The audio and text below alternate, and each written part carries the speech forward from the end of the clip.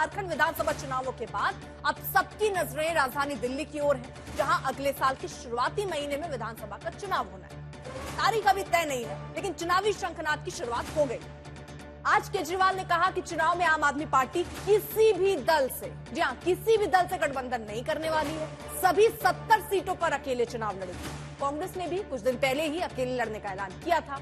वहीं 8 दिसंबर से बीजेपी भी दिल्ली में परिवर्तन यात्रा की शुरुआत करने वाली है। हालांकि इन हलचलों के बीच केजरीवाल पर शनिवार को तरल पदार्थ फेंकने पर अब सियासत तेज है। आप विधायक नरेश बालियान की गिरफ्तारी पर सियासी आर पार है। अब सवाल है कि क्या अभी से ही सियासी दल अपनी रणनीति के तहत काम पर लग गई है? सवाल यह भी है कि दिल्ली के सियासी दंगल में किसका होगा मंगल? और आज बहस इन्हीं सवालों के साथ करेंगे, लेकिन पहले ये खास रिपोर्ट आपको दिखाते हैं।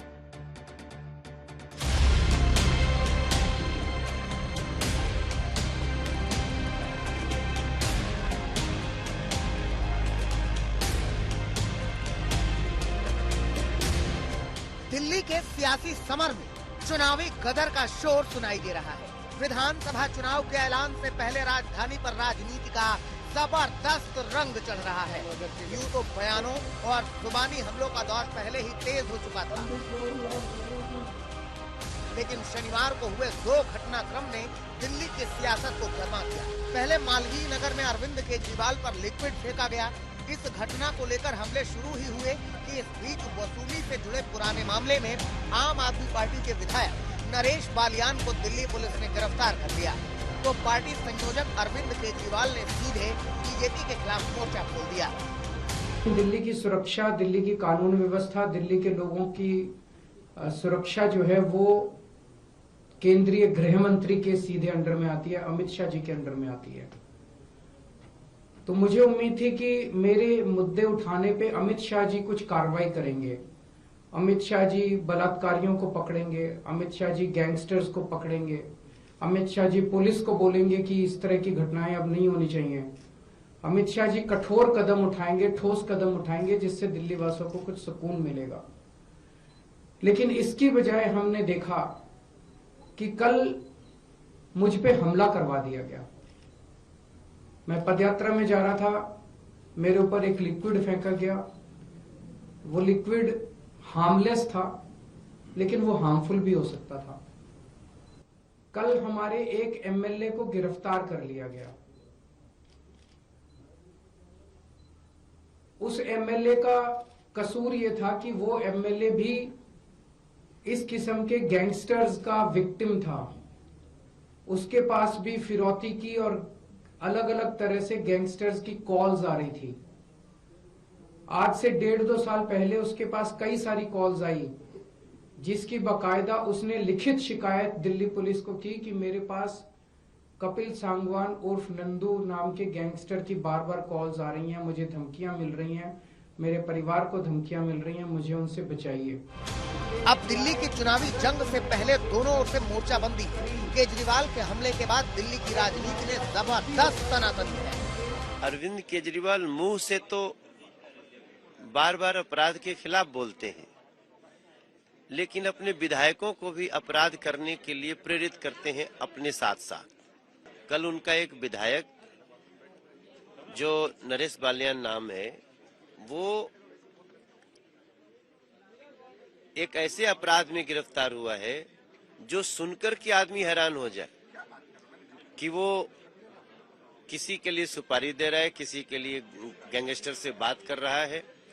और ऐसा विधायक जब है तो उस पार्टी में और लोग क्या होंगे इस दिख जाता है। केजरीवाल दिल्ली में एक बार फिर आम आदमी पार्टी की जीत के लिए सड़कों पर उतरे हुए हैं। लोगों के बीच जाकर दिल्ली सरकार के कामकाज गिना रहे हैं, साथ ही जमीनी हालात को देखते हुए चुनावी रणनीति बना रहे हैं। और इसी रणनीति के तहत केजरीवाल ने दिल्ली चुनाव में कांग्रेस से किनारा कर लिया। दिल्ली चुनाव अकेले लड़ने का ऐलान कर दिया। विधानसभा चुनावों की अब सुगबुगाहट शुरू हो गई है, गठबंधन की लगातार बातें चल रही हैं, तो क्या दिल्ली में कोई गठबंधन नहीं होगा? विधानसभा चुनावों की अब सुगबुगाहट शुरू हो गई है, गठबंधन की लगातार बातें चल रही हैं, तो क्या दिल्ली में कोई गठबंधन नहीं होगा? दिल्ली में लोकसभा चुनाव आम आदमी पार्टी कांग्रेस के साथ मिलकर लड़ी थी, लेकिन दोनों ही पार्टियां यहां एक भी सीट नहीं जीत सकी थी।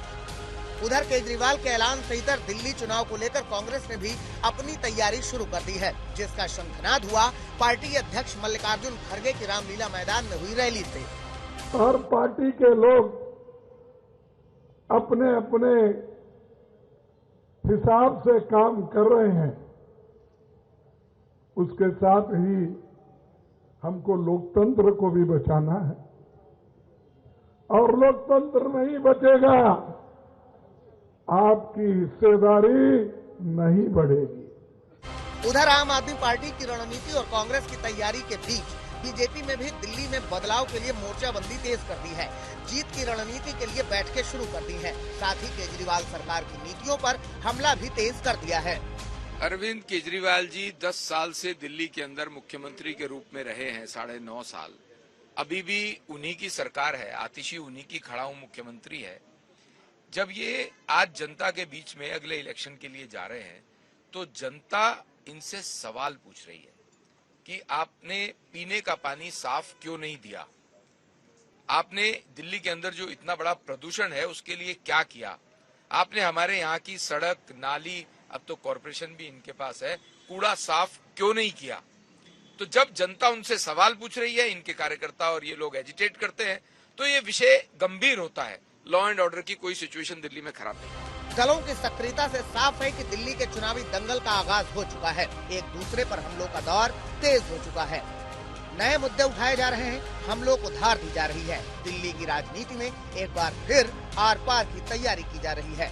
आज तक ब्यूरो। सबसे पहले कुलदीप जी, बात बनी क्यों नहीं?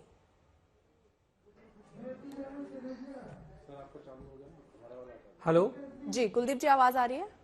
अर्पिता जी, आवाज आ रही है मेरी? जी जी जी। कांग्रेस पार्टी के साथ बात बनी क्यों नहीं? हाँ, आ रही है अर्पिता। नहीं, इसमें बात बनने और नहीं बनने वाला विषय नहीं है अर्पिता जी। ये पहले ही बहुत स्पष्ट था कि दिल्ली का चुनाव जो है वो आम आदमी पार्टी अकेले लड़ने जा रही है, और गोपाल राय जी भी पहले बोल चुके थे उनको अलग लड़ना था, हमें अलग लड़ना था, उसका कोई विषय नहीं है। लेकिन आज जो विषय दिल्ली में है वो महत्वपूर्ण विषय ये है अर्पिता जी कि आज दिल्ली में जिस प्रकार से जब से देश के गृह मंत्री अमित शाह जी बने हैं, उन्होंने दिल्ली की कानून व्यवस्था को कैसे बर्बाद करने का काम किया है। दिल्ली की कानून व्यवस्था को पूर्ण रूप से उन्होंने खत्म कर दिया। दिल्ली में लगातार आए दिन आप देखेंगे दिल्ली में रोज गैंगवार होते हैं, दिल्ली में धमकियां दी जा रही हैं, एक्सटॉर्शन के केस हो रहे हैं, व्यापारियों को धमकाया जा रहा है, और दिल्ली उसकी जो आवाज उठाए उसके लिए कोई बात करे तो अरविंद केजरीवाल जी अगर आज कानून व्यवस्था में बात करते हैं तो उनके ऊपर हमले करवाए जाते हैं। बीजेपी के लोग उन पर हमले करते हैं, बीजेपी के लोग उन पर तेजाब फेंक देते हैं, बीजेपी के लोग उनकी हत्या करना चाहते हैं।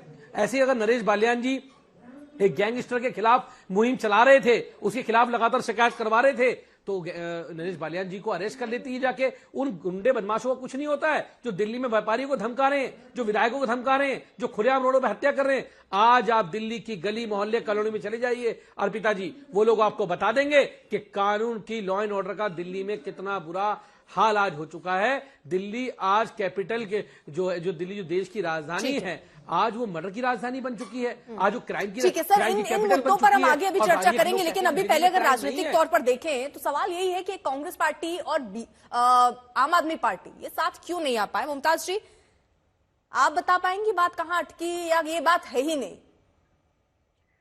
देखिए, लोकसभा चुनाव के वक्त आम आदमी पार्टी और कांग्रेस पार्टी साथ में इंडिया अलायंस में मिलकर आए थे, पर एक विरोधी लहर थी जिसकी वजह से दोनों ही पार्टियां एक भी सीट नहीं जीत पाई।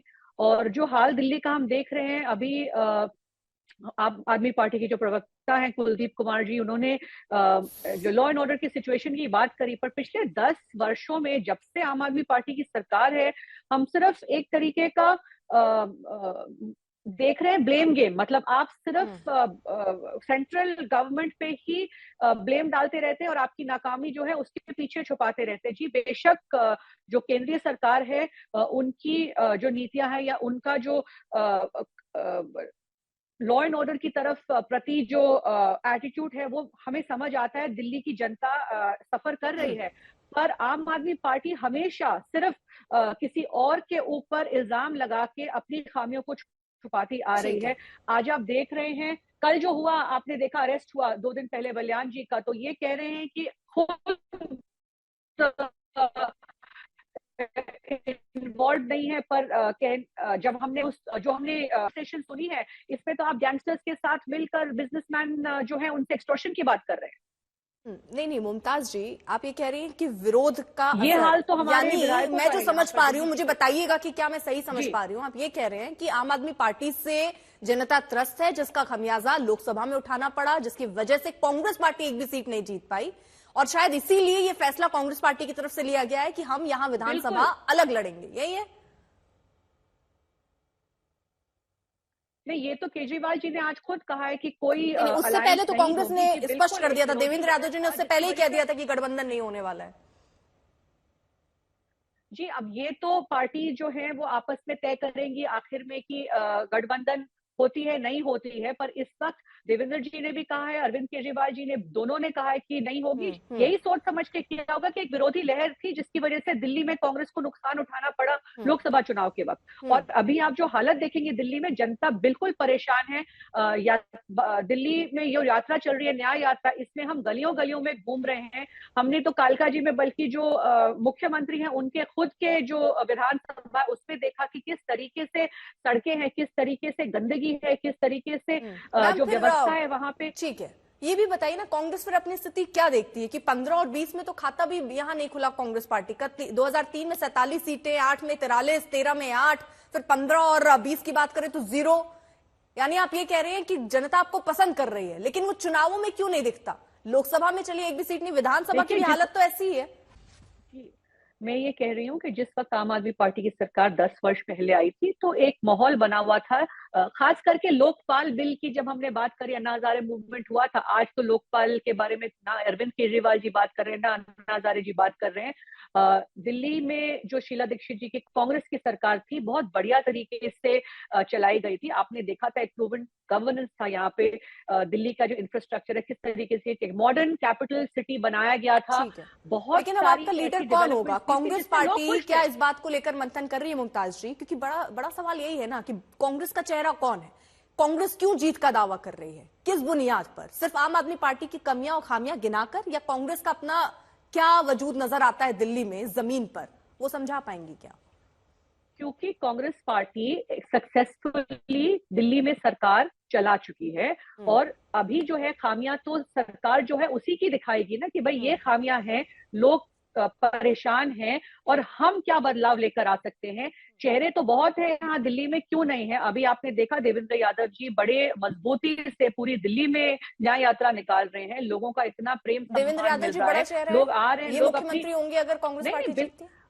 नहीं, मैं ये नहीं कह रही, वो तो पार्टी तय करती, बट इस वक्त तो कांग्रेस पार्टी को एज दिल्ली कांग्रेस प्रेसिडेंट वही लीड कर रहे हैं। और जब लोगों के बीच में जा रहे हैं, तो लोग जो है रो के अपनी बात सामने रख रहे हैं कि किस तरीके से इस सरकार से परेशान है, आम आदमी पार्टी की सरकार से।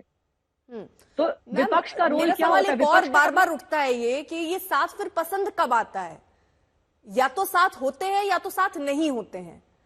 केंद्र के लिए जब लड़ाई होती तो साथ आ जाते हैं, लेकिन जब विधानसभा की बात होती है, चाहे हरियाणा, और क्या आप इसको इस तरह से भी देखते हैं क्योंकि महाराष्ट्र और हरियाणा में जिस तरह की स्थिति कांग्रेस की बनी, उसका खमियाजा आपको उठाना पड़ रहा है, नेगोशिएशन टेबल पे भी उठाना पड़ रहा है, अपनी बात रखने के लिए भी उठाना पड़ रहा है। लोकसभा के वक्त एक अलग माहौल था और एक अलग मकसद था, जिसकी वजह से सारी विपक्ष की पार्टियां, जो लाइक माइंडेड पार्टियां, साथ में आई थी। लेकिन इस वक्त जब असेंबली का चुनाव है, क्यों हम पंजाब में भी तो लोकसभा अलग लड़े थे, अभी हरियाणा में कोई गठबंधन नहीं था, महाराष्ट्र में खुद आम आदमी पार्टी नहीं लड़ी, तो दिल्ली में भी अभी अगर ये तय होता है कि गठबंधन नहीं होगा, तो सारी पार्टियां मजबूती से लड़ेंगी अपनी अपनी सीटों पर। ठीक है। और ये लोकसभा में देखा है कि विरोधी लहर था, जैसे कि अभी हमने थोड़ी देर पहले बात करी कि कांग्रेस को शायद उसका नुकसान भुगतना पड़ा, क्योंकि आम आदमी पार्टी के खिलाफ एक विरोधी लहर थी। ठीक है। विजेंद्र गुप्ता जी, क्योंकि अब अगर आंकड़ों को ही देखें तो 2013 में वोट शेयर 34% रहा बीजेपी का, 15 में 32% और 2020 में उछाल 38.51% रहा वोट शेयर। इस बार क्या लगता है? और कांग्रेस पार्टी और आम आदमी पार्टी जब साथ नहीं है, तो आप देखते हैं कि इसका फायदा बीजेपी को होगा? देखिए, हम इतना जानते हैं कि दोनों एक ही थाली के छठे बट्टे हैं, दोनों की एक जैसी विचारधारा है, दोनों अभी तक उनके प्रवक्ता यही कह रहे हैं कि अभी तक गठबंधन नहीं हुआ है। तो मैं ये समझता हूं कि वास्तविकता तो ये है कि आम आदमी पार्टी कांग्रेस का ही एक रूप है और आम आदमी पार्टी में जैसे समानता भी बहुत है कांग्रेस से। वन मैन शो है, जैसे एक परिवार, एक व्यक्ति का जैसा हम कांग्रेस के लिए कहते हैं वैसे ही अरविंद केजरीवाल जी की स्थिति है। दूसरा हमारा कहना है कि दोनों भ्रष्टाचार के पर्याय हैं। भ्रष्टाचार में कांग्रेस को पीछे छोड़ दिया आम आदमी पार्टी ने, और जिस तरह से लोगों को झूठ बोलना और लोगों के प्रति अपनी जिम्मेदारियों को पूरा ना करना आम आदमी पार्टी की एक फितरत है। तो अभी आम आदमी पार्टी के लिए तो सीधे तौर पर लोग बस अब यही कह रहे हैं कि दिल्ली में 10 साल और दिल्ली बेहाल। तो केजरीवाल 10 साल, दिल्ली बेहाल, और अब बस करो केजरीवाल, नमस्ते गुड बाय। तो लोग अब केजरीवाल को, उनकी पार्टी को, ये फेल्ड एक्सपेरिमेंट है। मैं आपको साफ असली बात बताऊं, लोग जो सोच करके इनके साथ जुड़े थे ये अपना रास्ता अब छोड़ चुके हैं। अब ये दोहरा चरित्र है इनका, डबल स्टैंडर्ड है, डबल। अब बड़ी हैरानी की बात है, नरेश बालियान का बचाव कर रहे हैं जो साफ रूप से गैंगस्टर्स से नाम लेकर बात कर रहे हैं व्यापारियों के या जिसके भी, वो कहीं ना कहीं एक टाउट और दलाल की तरह काम कर रहे थे। और एक तरफ इनके अपने विधायक पंजाब के अंदर बेअदबी में सजा होती है उनको, पंजाब में तो उनका राज है। तो ये जिस तरह से इन्होंने लगातार झूठ बोला है, शीश महल की बात आप ले लीजिए, लोगों को सच समझ में आ रहा है। अब रबड़ की चप्पल पहन के आप राष्ट्रपति भवन गए थे केजरीवाल जी, सारे देश ने देखा था। लेकिन जब आपके घर में 5.5 करोड़ के पर्दे लगे, 28 लाख का टीवी आया, और इसके साथ साथ कम्बोर्ड जो है वो गोल्ड प्लेटेड कम्बोर्ड आप लगा रहे हैं, तो क्या माने इसको हम? ये जो आपका जो फितरत है वो सामने आए। जिस तरह आपने स्वाति मालीवाल को मारा, जिस तरह उनकी पिटाई की अपने घर के अंदर, महिलाओं के प्रति आपके मन में कितना सम्मान है इससे साफ रूप से दिखाई दे रहा है।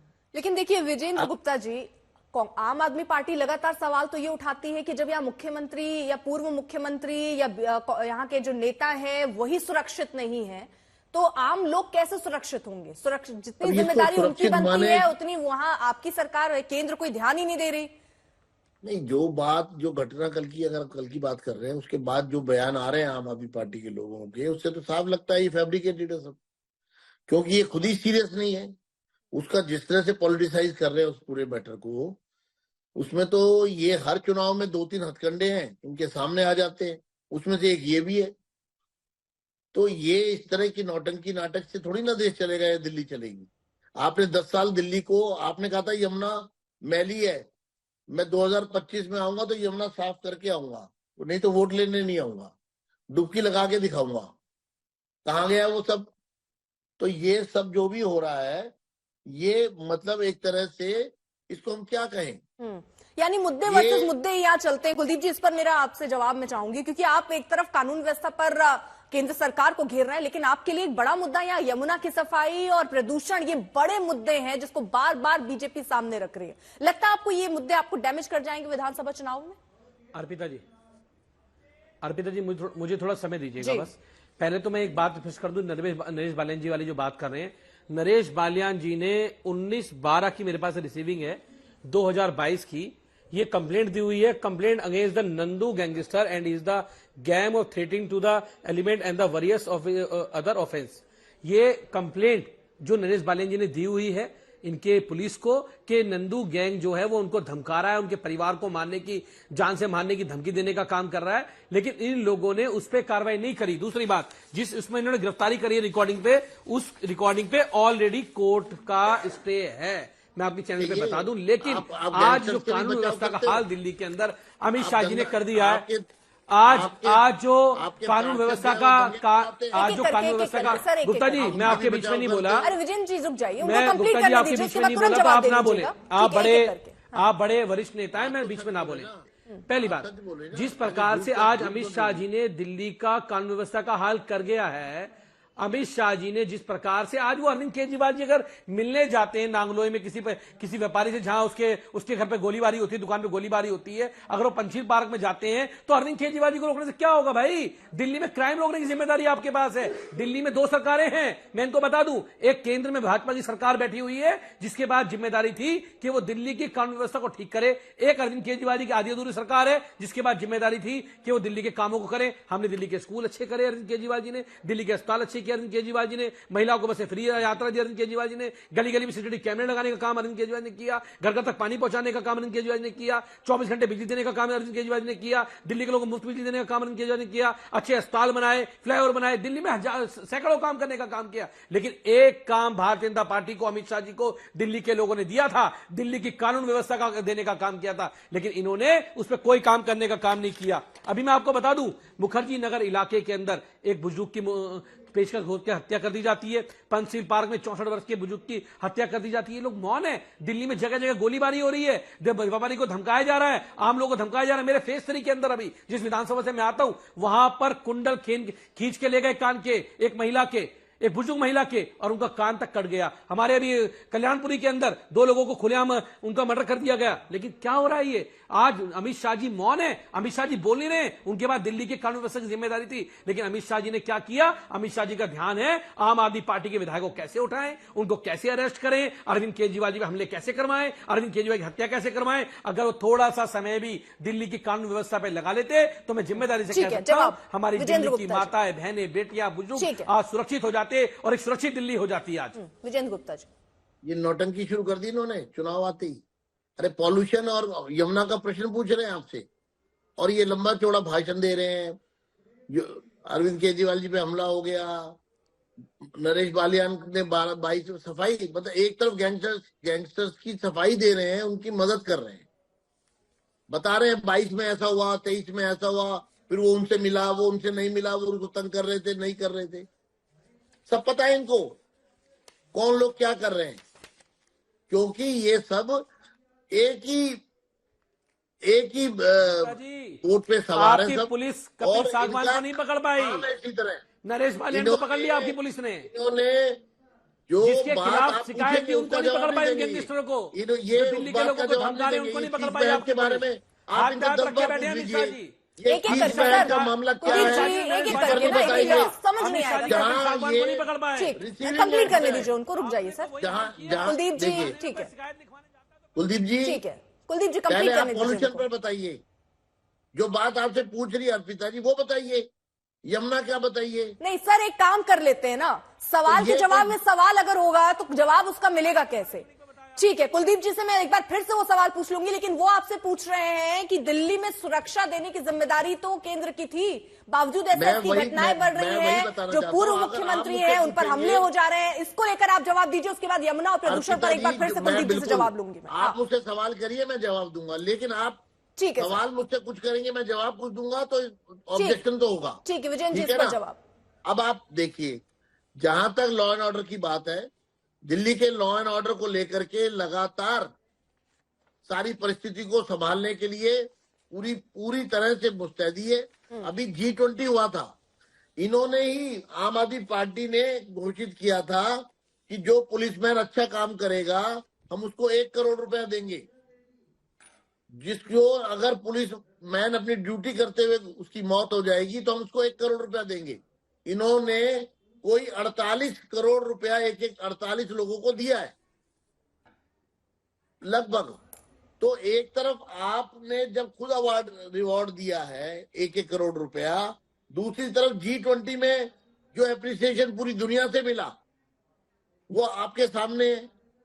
तीसरा हमारा ये कहना है कि क्राइम कोई आज 1 दिन या 2 दिन का विषय नहीं है, ये एक निरंतर सतत प्रक्रिया है जिसपे कंट्रोल करना, उसे कम करना, उसे रोकना। लेकिन हाँ, अब आप बताइए, रोहिंग्या के वोट बनवा रहे हैं, ये बांग्लादेशी घुसपैठियों के वोट बनवाते हैं, उनको संरक्षण देते हैं। आज दिल्ली में जितना अतिक्रमण इनके सत्ता में आने के बाद हुआ है, रोहिंग्या का और बांग्लादेशी घुसपैठियों का, जो दंगे हुए उसमें ताहिर हुसैन इनके काउंसलर थे जो जेल में है, नरेश बालियान जो अभी पकड़े गए वो गैंगस्टर्स के साथ फिरौती के काम में लगे हुए हैं। तो ये एक तरफ खुद उस सारे क्रिमिनल एक्टिविटीज का पार्ट है और दूसरी तरफ ये सवाल खड़े कर रहे हैं। पहले ये बताइए कि रोहिंग्या, दिल्ली में अगर क्राइम की बात होती है तो रोहिंग्या और बांग्लादेशी घुसपैठियों की बात आती है। अगर स्वाति मालीवाल को केजरीवाल जी के घर में ही पीटा जा रहा है, वही महिला सुरक्षित नहीं है, तो ये महिला सुरक्षा की बात किस नैतिकता से कर रहे हैं? पहले तो ये बताएं क्या उदाहरण पेश किया इन्होंने। वास्तविकता तो ये है कि ये सिर्फ पॉलिटिकल गिमिक है इनका, क्योंकि चुनाव आ गए और इनको लगता है कि क्योंकि देखिए आंकड़े भी मैं कुछ आपके सामने रख दूं, अगर रेप के केस ही केवल देख लें विजेंद्र गुप्ता जी, ठीक है, ये आज कोई आप उसमें अगर G20 गिनाते हैं तो वो नहीं, बात सुरक्षा की है। और रेप के आंकड़े देख ले तो 2011 में 572 मामले सामने आए थे, 2012 में 706, 2013 में 1636, 2014 आते आते 2166 और 2021 आते आते 2000 से ऊपर केसेस सामने आ रहे हैं। सर केवल रेप के आंकड़े में बता रही हूँ, कितनी सुरक्षित है दिल्ली, ये आंकड़े बता देंगे, दिल्ली पुलिस के आंकड़े हैं सर। मैंने आपको बताया ना कि जो क्रिमिनल एक्टिविटीज है, क्राइम है, उस पर कोई बहस का मुद्दा नहीं है। ये क्राइम बहस का मुद्दा नहीं है, बहस का मुद्दा नहीं है। मैं आपकी बात को एडमिट करता हूँ कि क्राइम की बात आप कह रहे हैं उसके ऊपर मुस्तैदी से काम हो रहा है और काम अगर हो रहा होता तो जो 2008 में आंकड़ा 2011 में 572 था सर, वो 2021 आते आते 2000 से ऊपर कैसे हो गया? अगर काम हो रहा है तो मैं आप ही के सवाल, आप ही जो बोल रहे हैं उसी को बात बढ़ा रही हूँ। अर्पिता जी एक बात आपको स्पष्ट कर दूं, जब चुनाव प्रदेश का है, चुनाव में मुद्दे लोकल हैं, क्योंकि पुलिस इस चुनाव में मुद्दा इसलिए नहीं है तो सर क्राइम की मैं बात नहीं करूंगी। एक मिनट मेरी भावना सामने आने दीजिए, फिर आप अपना बोलिए। हाँ। ये सिर्फ इसलिए इन्होंने ये 5 साल ये बात करते, हम इनकी बात को अप्रिशिएट करते, 10 साल ये बात करते। मैं उनकी बात नहीं कर रही हूँ, आपने ये कह दिया कि क्राइम की बात मत कीजिए। क्या क्राइम बीजेपी के लिए बहुत छोटा मुद्दा है? खुलेआम हत्याएं हो रही हैं। क्या क्राइम बहुत छोटा मुद्दा है बीजेपी के लिए? आपके लिए मुद्दा ही नहीं है। कुलदीप जी रुके। अगर ये अपने मुद्दों को दबाने के लिए, छुपाने के लिए, अपनी असफलताओं को छुपाने के लिए इस तरह के प्रपंच कर रहे हैं तो हम इनको सीधा जवाब देना जानते हैं। ठीक है विजयन जी, हो गया। मैं अब आप उनको छोड़ दीजिए, उनकी बात नहीं हो रही है। मैं आपसे सीधा सवाल पूछ रही हूँ सर। आप ये कह रहे हैं कि क्राइम बड़ा मुद्दा है ही नहीं, इस पर बात करनी ही नहीं चाहिए। क्राइम हमेशा बड़ा मुद्दा है। ठीक है, अगर बड़ा मुद्दा है और आप कह रहे हैं इस पर काम हुआ है सर, आज अचानक बड़ा मुद्दा नहीं है। क्राइम हमेशा बड़ा मुद्दा है। ठीक है, हमेशा बड़ा मुद्दा है। आप कह रहे हैं इस पर काम हो रहा है, तो मैं ये पूछना चाहती हूँ कि 2011 में रेप का आंकड़ा 572 था, 2021 आते आते वो 2000 से ऊपर कैसे हो गया? आप कह रहे हैं काम हो रहा है, तो कैसे काम हो रहा है? बात करिए 2001 की बात करिए, 2000, लेकिन ये 10 साल में जो दिल्ली में सरकार आई है, ये तो तय है कि इन्होंने जिस तरह से, मैं कहता हूँ आज एनआरसी लाए, दिल्ली से आपने बोल इतने क्राइम हो रहे हैं, ये हमारे लिए मुद्दा है। 70% क्राइम में रोहिंग्या हमारे लिए मुद्दा है। दिल्ली हमारी में बहन बेटी को सुरक्षा हमारे लिए मुद्दा है। रोहिंग्या और बांग्लादेश के लोग हत्या हो रही है, हमारे लिए मुद्दा है। हमारी जिम्मेदारी है। आइडेंटिफाई करिए ऐसे लोगों को जो क्रिमिनल एक्टिविटीज में है। आपके सामने दूध का दूध और पानी का, एक तरफ आप उनको बढ़ावा देंगे, एक तरफ आप उनके वोट बनाएंगे, एक तरफ आप उनको शेल्टर देंगे। ठीक है, ये जो ब्लेम गेम है इससे ही राजनीति उभर नहीं पाती ऊपर। आशुतोष जी, ठीक है, मैं जरा आपसे ये समझना चाह रही हूँ। ठीक है विजेंद्र गुप्ता जी आ रही हूँ, क्योंकि 2 मेहमानों के पास मैं जा भी नहीं पाई हूँ, संगीत रागी और आशुतोष जी के पास। आशुतोष जी, ये ब्लेम गेम एक आम नागरिक के तौर पर, इतनी हत्याएं हो रही है तो रोहिंग्या का मुद्दा खड़ा हो जाता है, प्रदूषण की बात होती है तो दूसरा फैला देता है, यमुना गंदी तो ये तीसरा आ गया। तो ये जो आपस की ये लड़ाइयां चल रही हैं, इसमें आम जनता क्या करे? देखिए, मुझे नहीं लगता कि भारतीय जनता पार्टी ने झारखंड के बाद, चुनाव के बाद कोई कुछ सीखा है। झारखंड में तो बड़े पैमाने पर बांग्लादेशी घुसपैठियों की बात की गई। प्रधानमंत्री जी ने यहां तक कहा कि वो हमारी लड़कियों को उठा के लेके चले जाएंगे। लोगों ने क्या कहा? लोगों ने कहा ये झूठ है, और भारतीय जनता पार्टी और बुरी तरीके से हारी। और 2019 से बेहतर परफॉर्मेंस इंडिया गठबंधन जेएमएम और कांग्रेस का हुआ। अब अगर दिल्ली में इसी तरीके से रोहिंग्या, बांग्लादेशी घुसपैठिए, अगर ये सब मुद्दे खड़े किए जाएंगे, बजाय इसके कि आम आदमी पार्टी की पिछली 11 साल की सरकार को आप उस पर उनको ठोकने का काम करिए ना। और रोहिंग्या, बांग्लादेशी, यही मैंने आपको, ठीक है, एक-एक करके सर विजयन जी। हाँ, यही शेल्टर अब है चूंकि ना। अब चूंकि चूंकि विजयन जी ने बोल दिया तो मुझे बोलना पड़ेगा। केंद्र के अंदर सरकार किसकी है? भारतीय जनता पार्टी की सरकार है। दिल्ली के अंदर कानून व्यवस्था किसके हाथ में? देश के दूसरे सबसे पावरफुल आदमी अमित शाह के अंडर में है। फिर भी यहाँ रोहिंग्या और बांग्लादेशी घुसपैठिए घूम रहे हैं, ऐश कर रहे हैं, हमारे हिंदुओं को नुकसान पहुंचा रहे हैं। भाई तो आपने एडमिट कर लिया ना कि आपकी गलती, आप नहीं हैंडल कर पा रहे रोहिंग्यास को, आप नहीं हैंडल कर पा रहे घुसपैठिए को। तो इस पिच पर अगर भारतीय जनता पार्टी जाएगी तो ये मुझे उसी तरीके से याद दिलाती जब 2014 के 2015 के विधानसभा चुनाव के दौरान प्रधानमंत्री जी ने क्या कहा था कि आम आदमी पार्टी के लोग तो अर्बन नक्सल है, इनकी जगह जंगल में फेंक दीजिए। कितनी सीटें आई थी? 3 सीटें आई थी भारतीय जनता पार्टी की। मुझे लगता है कि भारतीय जनता पार्टी हो या कांग्रेस पार्टी हो, पिछले 11 सालों में जो आम आदमी पार्टी ने काम किया या काम नहीं किया, उस पर चुनाव लड़ने की कोशिश करनी चाहिए। अगर उस पर चुनाव लड़ने की कोशिश नहीं करेंगे तो भारतीय जनता पार्टी इस बात को समझ ले कि 1993 में पहली बार सरकार में आई थी, 1998 के बाद से आज तक भारतीय जनता पार्टी दिल्ली के अंदर सरकार में नहीं है। लगातार 3 बार कांग्रेस की सरकार बनी, लगातार 3 बार यहाँ आम आदमी पार्टी की सरकार बनी। वो इसलिए क्योंकि दिल्ली की जो लीडरशिप है भारतीय जनता पार्टी की, वो मदन लाल खुराना और साहिब सिंह वर्मा के बाद से यहाँ कोई लीडरशिप पैदा ही नहीं हुई। वो गलत मुद्दे उठाती रही, वो गलत चीजों को उठाती रही, और इसी वजह से बीजेपी 2015 में सिर्फ 3 सीट जीती, एक ऐसी पार्टी से जिसका वजूद ही 2 साल पहले आया था। और 2020 में सिर्फ 8 सीट जीती। प्रधानमंत्री नरेंद्र मोदी के लिए इससे ज्यादा ह्यूमिलिएटिंग डिफीट हिंदुस्तान के किसी चुनाव में नहीं हुआ है कि जब उनका सितारा चमक रहा था, जब वो सब कुछ कर रहे थे, तो दिल्ली भारतीय जनता पार्टी की हालत इतनी खराब थी कि वो सिर्फ 3 सीटें जीत पाई। 2020 में सिर्फ 8 विधानसभा की सीटें जीत पाई। तो प्रश्न वो सिर्फ इसलिए है क्योंकि गलत मुद्दे उठा रही। जब आप रोहिंग्या का सवाल खड़ा करेंगे दिल्ली के अंदर, तो दिल्ली का आदमी कहेगा ठीक है, लेकिन आशुतोष इस पर भी जवाब दीजिए ना। बात जब प्रदूषण की होती है, यमुना की होती है, तो किसकी जवाबदेही बनती है? यहाँ ब्लेम गेम सिर्फ बीजेपी आम आदमी पार्टी पर नहीं लगाती है। आम आदमी पार्टी भी हर चीज के लिए बीजेपी को जिम्मेदार थमाती है। तो ऐसे में जो दिल्ली वासी वो क्या सोचे? देखिए, ये सवाल तो अरविंद केजरीवाल से पूछना चाहिए था। उन्होंने ही ये कहा था कि हम आएंगे तो यमुना को साफ कर देंगे। ये तो बीजेपी के लोगों ने नहीं कहा था, ये तो उन्होंने कहा था। उन्होंने ये कहा था कि हम आएंगे तो प्रदूषण साफ कर देंगे। प्रदूषण क्यों नहीं साफ हुआ? यमुना क्यों नहीं साफ हुई? ये वो मुद्दा है जिस पर दरअसल इस दिल्ली की विधानसभा का चुनाव की लड़ाई लड़ी जानी चाहिए। इन मुद्दों पर आम आदमी पार्टी की सरकार के पास कोई जवाब नहीं होगा।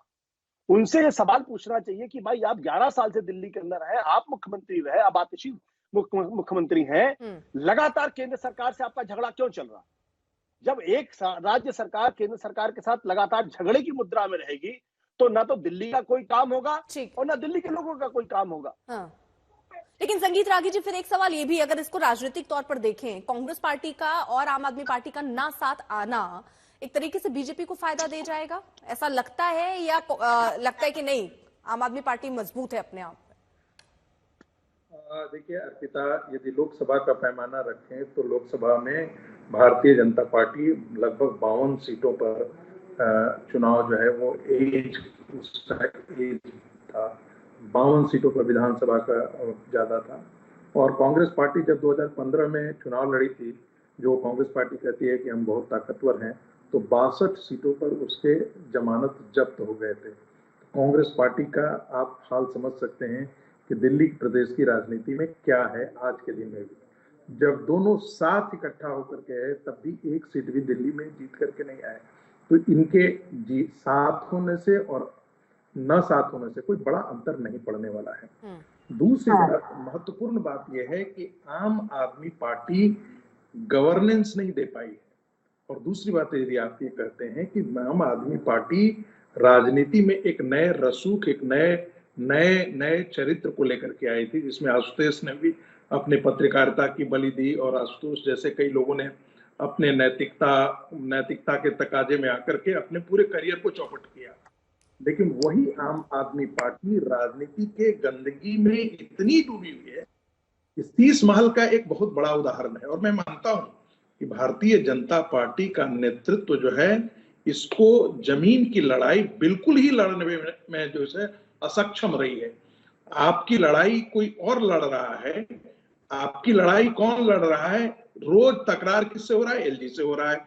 आप यदि अरविंद केजरीवाल के घर में घुस जाते, जो आशुतोष ने, आपको ध्यान होगा कि जब आम आदमी पार्टी की लड़ाई चल रही थी दिल्ली में, तो यही आशुतोष यहाँ पर बैठे हुए हैं, भारतीय जनता पार्टी के केंद्रीय ऑफिस की गेट क्रैशिंग की थी, तड़प करके हुआ था, तब इनकी पिटाई हो गई थी और बात है, चोट लगी थी इनको, ये और बात है। लेकिन राजनीति में है तो ऐसे जमीनी लड़ाई आपको लड़नी चाहिए। आप किसके थ्रू लड़ रहे हैं? जो सड़क की लड़ाई लड़नी चाहिए थी वो भारतीय जनता पार्टी का बीजेपी नेतृत्व जो दिल्ली प्रदेश है वो बिल्कुल असक्षम रहा है, ये तो स्वीकार करना पड़ेगा। एक और बात है, रोहिंग्या का मुद्दा और बांग्लादेशियों का मुद्दा, आशुतोष, ये आप एक कैंसर को पाल रहे हैं देश में, आज आपको नहीं ये सूझ रहा है। और मैं मानता हूं कि इसमें कांग्रेस पार्टी से लेकर के भारतीय जनता पार्टी सभी इसके लिए जिम्मेदार है। एमसीडी में भारतीय जनता पार्टी भी बहुत रही है, भारतीय जनता पार्टी के नेता, कांग्रेस के नेता, ये सबका, ये देश की सुरक्षा का मामला है। आज बांग्लादेश के अंदर हिंदुओं का जो उत्पीड़न हो रहा है, पश्चिम बंगाल में क्या हिंदुओं का उत्पीड़न नहीं आ रहा है? संगीत जी, जरा मुझे ये समझाइए ना कि मुद्दे कौन से हावी रहते हैं? क्या प्रदूषण या यमुना या रोहिंग्या, ये सारे मुद्दे हावी होंगे, या जो सिंपैथी कार्ड हेमंत सोरेन का चल गया वही सिंपैथी कार्ड यहां पर आम आदमी पार्टी भी चलती हुई नजर आती, या वो हावी हो जाएगा? विधानसभा के लिहाज से दिल्ली के अगर हम देखें तो कौन सा मुद्दा है जो जनता रखती है अपने ध्यान में या रख सकती है? देखिए, या फ्री की रेवड़ियां जो बांटी जा रही हैं, जनता उसी से संतुष्ट है? अरविंद केजरीवाल आशुतोष आ रही है उसके बाद। अरविंद केजरीवाल भारतीय राजनीति के कालनेमी है। वो जब पब्लिक डोमेन में आते हैं तो 5 रुपए का कलम ये है, लेकिन उनको जो टॉयलेट पर बैठना होता है तो 18 लाख का टॉयलेट उनको चाहिए और उनके परिवार वालों को चाहिए, 40 लाख का पर्दा होना चाहिए। ऐसे चरित्रहीन व्यक्ति को आप मॉरल के तौर पर आप खड़ा करेंगे देश की राजनीति में, तो ये स्वीकार्य नहीं होगा। हेमंत सोरेन जी के मुद्दे पर भी मैं कहता हूं कि भारतीय जनता पार्टी को कायदे से ये मांग करनी चाहिए थी, और दिल्ली में भी ये मैं मांग करता हूं कि जितने बांग्लादेशी मुसलमान और जितने रोहिंग्या मुसलमान है, चाहे वो 5 पीढ़ी से यहाँ रहो, उनके सारे वोटिंग राइट जो है वो बंद करो, खत्म करो। भारतीय जनता पार्टी ये क्यों नहीं अभियान चलाती है? इन सारे बांग्लादेशी मुसलमानों को गिन गिन करके, चुन चुन करके, ये सारे अपराध में ही तो लिप्त हैं, ये सारे ड्रग तस्करी से लेकर जितने बदमाशी है ये सारे लिप्त हैं, और आम आदमी पार्टी सिर्फ वोटों के लिए इनको संरक्षण देती है। भारतीय जनता पार्टी को जमीन पर क्यों नहीं लड़ रही है ये लड़ाई? भारतीय जनता पार्टी को ये लड़ाई जमीन पर लड़नी चाहिए। ठीक है विजयन जी, इस पर जवाब दीजिएगा। एक छोटा सा रिएक्शन मैं आशुतोष से ले लूं, उसके बाद आ रही हूँ। विजयन जी, जमीन पर लड़ाई नहीं है बीजेपी की, ये समझना चाहूंगी। आशुतोष जी, आप जल्दी से आपको कंप्लीट कीजिए। देखिए अर्पिता, महत्वपूर्ण सवाल क्या है कि जो बात संगीत रागी कह रहे हैं उसमें काफी दम है। जमीन पे लड़ाई अगर नहीं लड़ोगे तो आप देखिए, अरविंद केजरीवाल को लोकसभा चुनाव के फौरन बाद इस बात का अंदाजा हो गया कि दिल्ली की जमीन उनके लिए इस बार बहुत मुफीद नहीं है। वो लगातार ग्राउंड के अंदर है। मनीष सिसोदिया जेल से छूटने के अगले दिन से पदयात्राएं कर रहे हैं, तो वो आम आदमी पार्टी को इस बात का एहसास है कि कैसे उनकी जमीन खिसक रही है और उसको रिक्लेम करना। अगर यही काम बीजेपी पिछले 1 साल से लगातार करती रही, देखिए दिल्ली के अंदर बीजेपी का आधार कमजोर नहीं है। दिल्ली के अंदर बीजेपी 2014 में सारी सीटें जीतती है, 2019 में सारी लोकसभा की सीटें जीतती है, 2024 में सारी लोकसभा की सीटें जीतती है। इसका मतलब ये कि दिल्ली का एक बहुत बड़ा तबका है जो बीजेपी को जिताना चाहता है, लेकिन दिल्ली के लोकल बीजेपी के नेताओं की इनकॉम्पिटेंस की वजह से वो उनको विधानसभा के चुनाव में बुरी तरीके से हराती है। वो इसलिए क्योंकि वो जमीनी राजनीति नहीं करते, वो कमरों के अंदर बैठ के, एक एयर कंडीशनर में बैठ के एक दूसरे को गिराने की राजनीति करते हैं। रोटी कपड़ा मकान का सवाल अगर वो खड़ा करके उस पर आंदोलन करें, आमरण अनशन करें, लाठियां खाएं, आप देखिए दिल्ली के अंदर स्थिति बदलेगी। शीश महल का मसला इतना बड़ा मसला था, क्या भारतीय जनता पार्टी उसको बड़ा मुद्दा बना पाई? नहीं बना पाई उसको बड़ा मुद्दा। क्या एक्साइज पॉलिसी को बड़ा मुद्दा बना पाई? नहीं बना पाई। सिर्फ तस्वीरें दिखाने के लिए, आपको फोटो ऑप कराने के लिए आप जाते हैं, अब पुलिस के ऊपर लाठीचार्ज की कुछ होती तस्वीर छप जाती है, लोग अपनी नेतागिरी वो चेहरा ना रख पाना, क्या बीजेपी के पास कोई इतना बड़ा चेहरा नहीं है, वो भी एक वजह हो सकती है बीजेपी के लिए? या विधानसभा में केवल मोदी के चेहरे पर ही चुनाव लड़ना ठीक रहता है, या कोई चेहरा देते तो परिस्थितियां कुछ बदल सकती है? देखिए दिल्ली का दुर्भाग्य ये है भारतीय जनता पार्टी का कि मदन लाल खुराना, साहिब सिंह वर्मा के बाद डॉक्टर हर्षवर्धन एक बड़े चेहरे के तौर पर आए थे। डॉक्टर हर्षवर्धन ने जब बीजेपी को लीड किया 2013 में, तो भारतीय जनता पार्टी को 31+1 32 सीटें मिली थी उस बार। लेकिन उसके बाद जैसे जैसे दिल्ली की राजनीति में हर्षवर्धन जी को किनारे किया गया है, वैसे वैसे बीजेपी लगातार कमजोर होती गई है। अगर आज और डॉक्टर हर्षवर्धन की दिल्ली में जब वो स्वास्थ्य मंत्री थे तो पोलियो के मसले पर उन्होंने बहुत अच्छा काम किया। आज भी उनका बहुत सम्मानित ईमानदार नेता के तौर पर उनका, मैंने तो खैर उनके खिलाफ चुनाव लड़ा था, लेकिन मैं आज भी उनका सम्मान करता हूं नेता के तौर पर। तो बीजेपी में अगर आप हर्षवर्धन जैसे बड़े नेताओं को किनारे करेंगे, हाशिए पे कर देंगे, और जो ऐसे नेताओं को लेकर सामने आएंगे जो काउंसिलर का चुनाव नहीं जीत सकते हैं, और उनको आप सांसदों के ऊपर बिठा देंगे, जो 2014 या 15 के आसपास हुआ, तो फिर आप समझ लीजिए क्या हालत होने वाली है। आज दिल्ली के अंदर दिल्ली के जमे जमाए नेता विजेंद्र गुप्ता जैसे नेताओं को मजबूत करने की जरूरत है। अगर वो मजबूत होंगे तो बीजेपी मजबूत होगी, लेकिन इनको भी आप देखिए लगातार इनको कमजोर करने का काम किया गया है। विजयन जी, ये बात सुनकर आपको अच्छा लगा कि चलिए आशुतोष ये कह रहे हैं कि आप बड़े नेता, आपको और मजबूत करने की जरूरत थी लेकिन कमजोर किया जा रहा है। लेकिन हाँ, ये जरूर बताइए कि चेहरा ना होना बीजेपी के लिए माइनस पॉइंट है या बड़े मुद्दे नहीं बना पा रही और जमीन पर नहीं उतर पा रही बीजेपी? देखिए, मैं एक स्पष्ट बात कहूंगा, मैं सहमत नहीं हूँ बहुत सारी बातों से आशुतोष जी की। हर पार्टी की अपनी एक रणनीति होती है, अपनी एक योजना होती है, और उसके अनुसार भारतीय जनता पार्टी एक संगठित दल है, किसी परिवार किसी व्यक्ति से संबंधित ये संगठन नहीं है। और यहाँ पर जो भी निर्णय लिए जाते हैं पार्टी को ध्यान में रख के लिए जाते हैं, जनता को ध्यान में रख के लिए, किसी व्यक्तिवाद से ऊपर उठकर ये पार्टी है। हाँ, हमारी जब हम यूपी में चुनाव में गए उस समय कोई चेहरा नहीं था 2017 में, और हमने थंपिंग मेजोरिटी से, एब्सोल्यूट मेजोरिटी नहीं बल्कि 2/3 मेजोरिटी से यूपी में सरकार बनाई थी। और सरकार जब बन गई तो माननीय योगी जी को मुख्यमंत्री बनाया गया।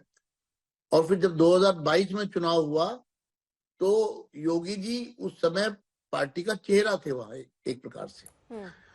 तो कुल मिलाकर के रणनीति और जो भी चुनाव का दृष्टिकोण है, अभी देवेंद्र फडणवीस मुख्यमंत्री होने जा रहे हैं, लेकिन सबसे काबिल नेता है हमारे महाराष्ट्र में, लेकिन पार्टी ने तय किया कि चुनाव मुख्यमंत्री का चयन बाद में होगा। मध्य प्रदेश के अंदर हमारे बहुत ही सक्सेसफुल चीफ मिनिस्टर हैं शिवराज सिंह चौहान जी।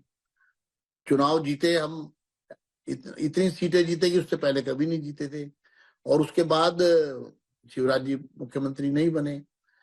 तो ये हम हर पार्टी का अपना एक व्यवस्था है। हमारी पार्टी में सामूहिक निर्णय होते हैं और किसी व्यक्ति की पार्टी नहीं है। मोदी जी हमारे आदर्श हैं। मोदी जी ने के नेतृत्व में हमने 3 बार लोकसभा में, पहली बार देश में ऐसा हुआ है कि किसी पार्टी की 3 बार सरकार इस प्रकार से बनी हो। ये तो भाई बातें रही एक तरफ। अब आ जाइए जो बात असली जिस पर हम बात कर रहे थे, उसमें मेरा बड़ा साफ रूप से कहना है कि इस सारे मामले में जो बात अभी संगीत रागी जी ने कही कि जो रोहिंग्या का मामला है या बांग्लादेशी घुसपैठियों का मामला है, इस पर ये लड़ाई का विषय नहीं, इस पर पॉलिटिकल कंसेंसस की जरूरत है। मैंने दिल्ली की विधानसभा में जब ये कहा कि आइए हम एक प्रस्ताव पारित करते हैं, आप ही ले आइए प्रस्ताव, या आप कहेंगे तो हम ले आते हैं, कंसेंसस बनाते हैं कि दिल्ली में एनआरसी लागू होना चाहिए। देश की राजधानी है दिल्ली, कहीं से तो शुरुआत होगी। ठीक है, ये क्यों आए, कैसे आए, कब से आ रहे हैं, इसकी तो ये तो एक डिबेट का विषय है कि बीजेपी के राज में आए कि कांग्रेस के राज में आए। देश में कांग्रेस ने 50 साल इस देश में राज किया है। ये सब बीमारियां कहां से उत्पन्न हुई, ये तो डिबेट के विषय है। लेकिन अगर इस विषय पे कंसेंसस अगर तीनों पॉलिटिकल पार्टीज बना ले तो सॉल्यूशन निकल जाएगा। ठीक है, जल्दी रिएक्शन में मुमताज जी का और कुलदीप जी का इस पर लेना चाहूंगी। कुलदीप जी, देखिए, मैं 2-3 बात रखना चाहता हूं। एक तो ना विजेंद्र जी हर बार एक बात बोलते हैं कि G20 में हमने कानून व्यवस्था को दुरुस्त कर दिया। तो विजेंद्र जी, हम भी तो यही कह रहे हैं आपसे, अगर आप G20 में कर सकते हो तो आज क्यों नहीं कर सकते हो? मतलब G20 में जो फॉरेनर आए थे उनको आपने सुरक्षित माहौल दिया, अच्छी बात है, देना चाहिए। लेकिन मैं आपसे पूछना चाहता हूं, क्या दिल्ली की मेरी माता और बहनों को सुरक्षित रहने का अधिकार नहीं है? क्या दिल्ली में बुजुर्गों को सुरक्षित रहने का अधिकार नहीं है? क्या दिल्ली वालों को सुरक्षा का अधिकार नहीं है? मतलब आप दिल्ली वालों की सुरक्षा नहीं कर सकते हो। इसका मतलब यह है कि G20 में आप चाहते थे तो आपने करके दिखा दिया। आज अमित शाह जी चाहते नहीं है कि दिल्ली सुरक्षित हो, दिल्ली की माता बहन सुरक्षित हो, इसलिए आप करने का काम नहीं कर रहे हो। दूसरा मुद्दा क्या था? आपने कहा, मुझे बड़ा दुख हो रहा है, आपने कहा कि यह आपके लिए मुद्दा ही नहीं है। मतलब दिल्ली में माताओं बहनों की इज्जत लूट रही है, दिल्ली के अंदर लोगों को खुलेआम गोलियों से भूना जा रहा है, व्यापारी के यहाँ गोलियां चलाई जा रही हैं, एक्सटॉर्शन के केस बढ़ते जा रहे हैं, दिल्ली के जो मुख्यमंत्री रहे अरविंद केजरीवाल जी, उनके ऊपर खुलेआम हमला होता है। आपके लिए मुद्दा ही नहीं है। अच्छा आशुतोष जी, मैं इस हमले पर भी एक सवाल आपसे पूछना चाह रही हूँ। मुमताज जी आ रही हूँ मैं। आशुतोष जी, एक छोटा सा रिएक्शन आपसे कि आखिरकार जिस तरह ये हमले हो रहे हैं पूर्व मुख्यमंत्री पर, इससे पहले भी लगातार उन पर हमले हुए हैं, ये क्या समझ आता है आपको? कोई एक सिंपैथी कार्ड है या अपनी तरफ जनता को आकर्षित करने के लिए है, या वाकई उनकी सुरक्षा में चूक देखते हैं आप? क्या समझ आता है? नहीं देखिए, सिंपैथी तो तभी होगी ना जब उसके कहने का मतलब ये है कि अरविंद केजरीवाल खुद अपने ऊपर हमले करा रहे हैं। मेरे पास तो ऐसा कोई सबूत नहीं। और अगर दिल्ली सरकार, दिल्ली के गृह मंत्री के पास अगर कोई माफ करिएगा, दिल्ली पुलिस के पास अगर कोई सबूत हो तो सामने लेके आना चाहिए। ये जो हमले हैं, ये दरअसल एक तरीके में सुरक्षा में चूक है, और इससे कभी। ठीक है मुमताज जी। देखिए, अभी हमने रोहिंग्या की बात करी, बांग्लादेशी इन्फिल्ट्रेटर्स की बात करी, ये एक नेशनल सिक्योरिटी का मुद्दा है। पर इस डिबेट में हम अभी बात कर रहे हैं आम आदमी पार्टी, जो कि 10 साल से दिल्ली सरकार में है। किस मुद्दे पर आई थी? प्रदूषण के मुद्दे पर, आप औरतों की सुरक्षा के मुद्दे पर, भ्रष्टाचार के मुद्दे पर आपकी प्राथमिकता क्या रही? आप लोकपाल भूल गए, आप भ्रष्टाचार को साइड में रख के आप यमुना को साफ करने की बजाय शीश महल बनाने में समय हमें इतनी की इजाजत देता। बहुत बहुत शुक्रिया आप सभी मेहमानों का।